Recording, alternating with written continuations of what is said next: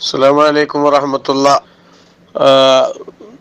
ഭയമുള്ളയാള് അല്ലെങ്കിൽ സാധനങ്ങളൊക്കെ നഷ്ടപ്പെട്ടു പോകുന്നു പേടിക്കുന്നുണ്ടെങ്കിൽ അങ്ങനത്തെ ആള് നിസ്കാരം ഒഴിവാക്കുന്നതിന്റെ വിധി എന്താന്നാണ്. അതിന്റെ വിധി പച്ച ഹറാമ് തന്നെയാണ്.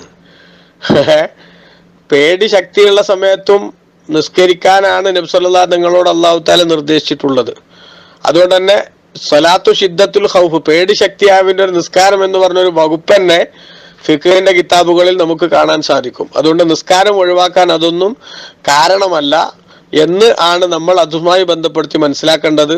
ചിലപ്പോൾ ഏതെങ്കിലും ഒരു ഭാഗത്ത് നിന്ന് ശത്രു നമ്മളെ അറ്റാക്ക് ചെയ്യും എന്ന അവസ്ഥയിലുള്ള ഭയങ്ങളാണെങ്കിൽ ചിലപ്പോൾ കിബിലയിലേക്ക് തിരിയുന്നതിന് പകരം ആ വരാൻ സാധ്യതയുള്ള ഭാഗത്തേക്ക് തിരിഞ്ഞോട് നിസ്കരിക്കേണ്ടി വന്നാൽ അതിന് വരെ പറ്റുമെന്ന അനുവാദമാണ് ഇസ്ലാം നൽകുന്നത്. എന്തായാലും ഇതൊന്നും നിസ്കാരം ഒഴിവാക്കാനുള്ള കാരണമല്ല, അത് ഒഴിവാക്കുന്നത് കടുത്ത തെറ്റാണ് എന്ന് സൂചിപ്പിക്കും.